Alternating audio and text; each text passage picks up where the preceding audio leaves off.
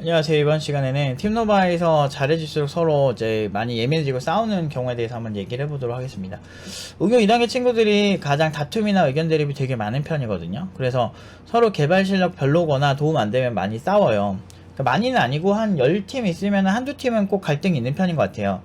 그래서 평가 굉장히 서로 냉정한데 오히려 그런 냉정하고 약간은 이렇게 뭐 정말 잘 못하는 팀원이 있으면 좀 그런 거에 대해서 좀 비판도 하고 이런 팀이 보통 개발이 잘 되는 경우가 더 많고, 아예 그런 게 없고 서로 유해가지고 성격이 막 그런 팀들 보면 나중에 이제 작품 나오면은 아쉬운 부분들이 더 있는 경우가 많아요. 물론 이제 다 고연봉으로 가고, 이번에 또 한 친구도 있어요. 어떤 이번 여자친구인데 그 여학생인데 이 여학생이 이제 졸업을 하는데 이제 은진이, 그러니까 인공지능 팀장 있죠, 졸업생이 한 명 더 채용하고 싶다고 이제 연락이 오죠. 그래서 이 회사에 은진이도 뭐 1년 3개월 만에 연봉 1,500 올려서 4,500으로 처음에 취업했는데 1년 3개월 만에 연봉 6,000이 됐거든요, 졸업 이후에.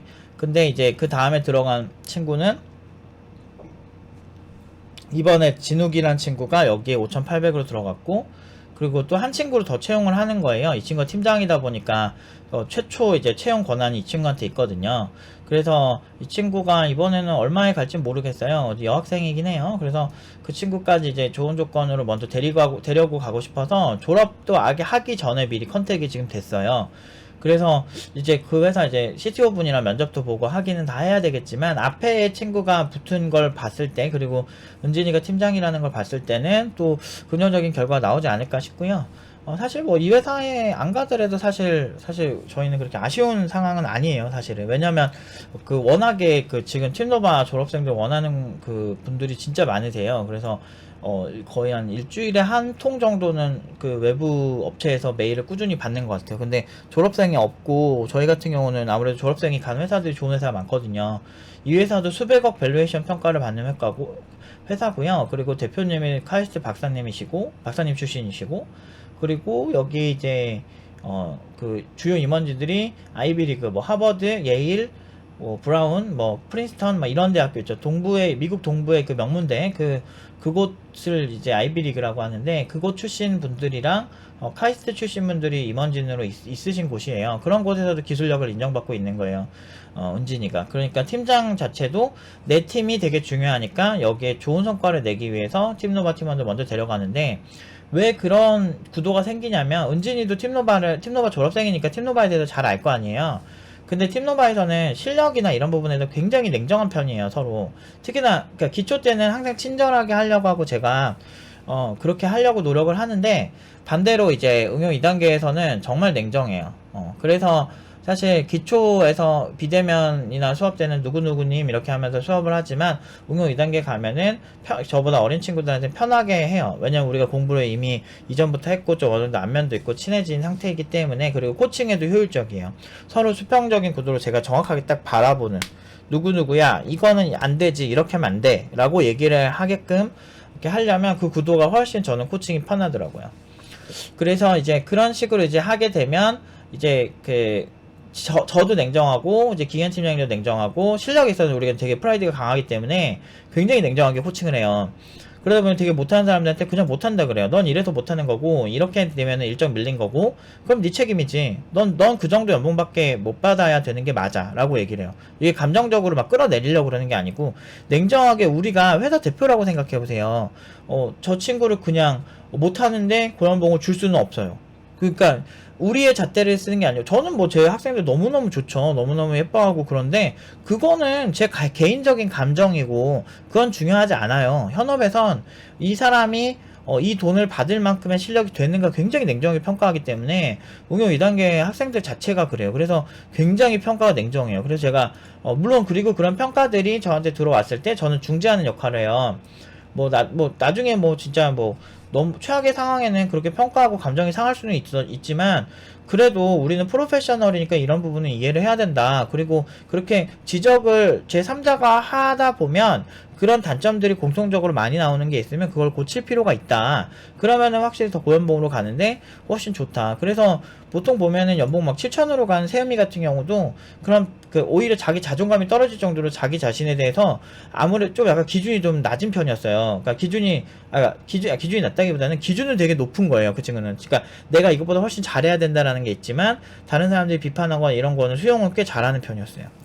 그러다 보니까 이제 그 오늘 제가 강조하고 싶은 거는 이제 우리가 마인드는 좀 긍정적이어야 돼요. 마인드는 긍정적이지만 무조건 잘 될 거라는 막연한 믿음 이런 게 좀 있어야 돼.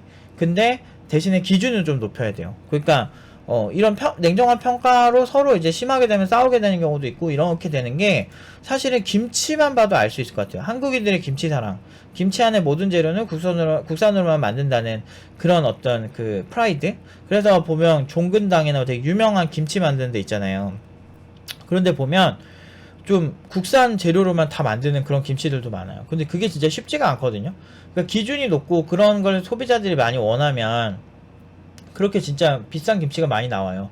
중국산 김치보다는 국산 김치 그 메이저 막 종근당 이런 김치들이 많이 소비가 되는 것처럼 기준이 높으면은 사실 사람들이 막 유하고 막 좋게 간다기보다는 조금 까칠하고 냉정해지고 예민해지는 것 같아요. 그래서 저 같은 경우도 뭐, 막, 예를 들어서 막, 패션 쪽도 되게 냉정하다고 되게 유명하잖아요. 조금만 살쪄도 막, 엄청 뭐라고 하고, 조금만 마음에 안 들면, 바로 그 모델 잘라버리고 막 이런다잖아요. 근데, 전 그거 맞는 것 같아요. 근데 일반적인 대중들이 좋아하는 일반적인 옷 스타일이 있지만, 결국에는 그런 예쁜 옷이나 그런 큰 트렌드를 선도하는 건 명품들이거든요. 그래서 에르메스는 소를 직접 키우기까지 해요. 소를 직접 키우기까지 하고 롤렉스는 자체 합금을 만들고 파텍 필립은 당신은 파텍 필립을 소유한 게 아니라 잠시 맡은 것이다 라고 할 정도로 어떻게 보면 되게 저렇게까지 해야 돼? 싶을 정도의 어떤 그런 극단적인 노력을 보여준다는 거죠.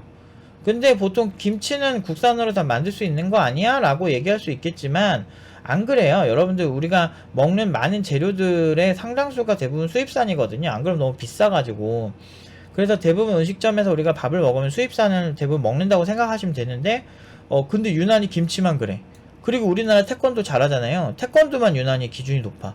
양궁 같은 거 잘하죠. 그거 다 기준 높아서 그래요. 기준이 높으면 돼요. 그 사회 통념상 가진 기준이 높으면 이건 우리가 종주국이야 라고 하는 그런 자신감, 그리고 당연히 우리나라가 1등이지, 우리나라 금메달이지 라고 하는 그런 어떤 마인드, 그런 긍정적인 마인드가 당연히 있어야죠. 밑도 끝도 없이 그냥 그렇게 뭐 하는 게 아니고. 근데 기준이 낮은데 긍정적이라고 해서 좋아지진 않거든요. 그래서 기준이 좀 높되 긍정적인 거 잘 될 거야, 무조건 잘 될 거야. 하지만 기준은 높게, 내가 이 정도 이상 무조건 해야지, 난데 나 노프 팀장이야 막 이런 거 있잖아.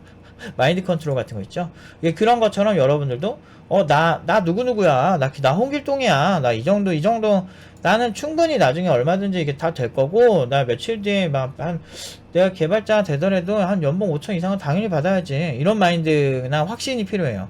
팀노바가 요새 폼이 장난이 아니거든요. 응용 2단계 친구들이 정말 프라이드가 엄청 강해요. 제가 뭐라고 할 수 없을 정도로, 제가 부담스러울 정도로 얘네들이 정말 열심히 하고 폼이 정말 강해지는데, 그렇게 된 이유가 일단 선배들이 먼저 채가는 그런 구도를 보면서 진짜 팀노바 졸업생들이 먼저 자기가 졸업했는데도 자기가 졸업한 학교로 다시 와서 데리고 가고 싶을 정도로 현업에 지금 내가 가는 길이 잘 가는 길이구나 라는 확신, 그리고 뭐 세음이도 연봉 7천으로 가고 진욱이도 5,800으로 가고 막 엄청나게 높은 연봉으로 막 가는 친구들이 많다 보니까 그러니까 프라이드가 점점 강해지고 믿음이 더 강해지는 거죠. 나도 잘 될 수 있다는 강한 자신감이 생기는 거예요. 그러니까 이게 선순환의 무서움이거든요.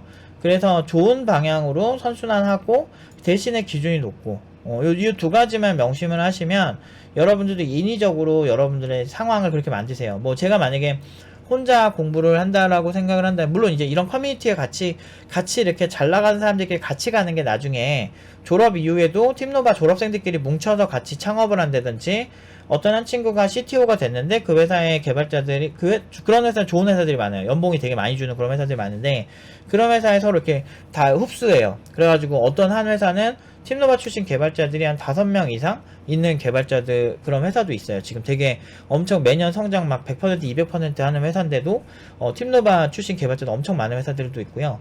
그리고 그거 말고도 그 지금 은지인의 회사도 좀 그런 회사 중 하나고요.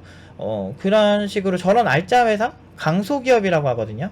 중소기업이라고 표현하지 않고 강소기업, 그러니까 그 되게 강력한 중소기업, 그러니까 미래 비전이 확실한 그런 중소기업을 여러분들이 가시면은 이제 초기에 기여를 많이 하시면 뭐 지분도 받고 나중에 돈 엄청 많이 받는 경우도 꽤 있어요. 그래서 그런 거 많이 노리고 많이 가죠. 그래서 스타트업들이 나중에 엄청 커졌을 때 그 오는 파급 효과는 되게 커요. 지금 우리가 막 좋아하는 당근마켓이나 이 많은 유니콘이라고 하는 그런 곳들도 보면 초반에는 다 초라하거든요. 근데 지금 그 자리까지 이제 가기까지 이제 많은 개발자들이 기여하고 나중에 돈을 엄청 버는 것처럼, 그리고 그런 기회가 없더라고 동태눈하고 썩은 동태눈 있죠. 이렇게 약간 이렇게 멍하니 그렇게 하지 말고 그 좀 활기차게 사세요. 어차피 제 생각은 그래요. 지금 이 영상을 보시는 분들, 제 영상을 대부분 보시는 분들 20대에서 30대 사이시거든요. 그 분들 나이면은 사실 뭘 하든 할 수 있는 나이라고 생각해요. 제가 40대, 50대 형들이랑 친해가지고 그 얘기를 많이 듣는데, 확실히 그 나이가 되면 될수록 자기가 더 도전을 많이 해보지 못했던 거에 대해서 아쉬워하는 분들이 많으세요. 그러니까 그런 거를 미리 우리가 배웠으니까, 저는 그런 얘기 많이 들으니까 내가 지금 할 수 있는 도전을 최대한 많이 하려고 하거든요. 그러니까 좀 그렇게 창의적으로, 창조적으로 살아야 돼요. 어차피 솔직히 말해서 여러분들이 사장인데 되게 창의적이고 뭔가 하면 막 도전 있고 에너지 넘치고 난 무조건 잘 될 거야 막 이런 확신 있고 이런 사람들이 더 개발자로 같이 일하면 좋지. 그냥 시키면 시큰둥, 뭐만 있으면 피해의식 개쩔고 막 나는 사장이 억지로 부리는 슬픈 비련의 어떤 남주인공이야 막 이러면서 이런 생각을 가지고 개발하는 사람 누가 좋아해. 그런 사람들, 근데 저도 직원도 써보기도 했고, 그 옛날에 같이 동료들도 많이 있었고, 막 그렇게 해보면 그런 마인드 가진 사람들이 개발 잘하는 거 본 적도 없고, 기준도 낮고, 맨날 희생자죠. 자기 자신은 알게 모르게 희생자고, 막 친구들한테는 하소연할 때 보면 자기는 엄청난 희생자라고 하는데, 아니 뭐 근로자가 언제부터 희생자였어. 그냥 자기 그냥 돈 필요해서 회사 다니는 건데 뭐 이렇게 희생자 코스프레 해. 그런 마인드 자체가 사람을 되게 옥죄고 더 잘 될 수 있는 사람들 망치는 것 같아요. 그러니까 제가 말씀드린 거 이제 명심하시고 꼭 더 좋은 방향으로 도전하시고 더 긍정적으로 더 좋은 결과를 항상 만드시는 걸 같이 목표로 가지면 좋을 것 같습니다. 오늘은 여기까지 하도록 하겠습니다.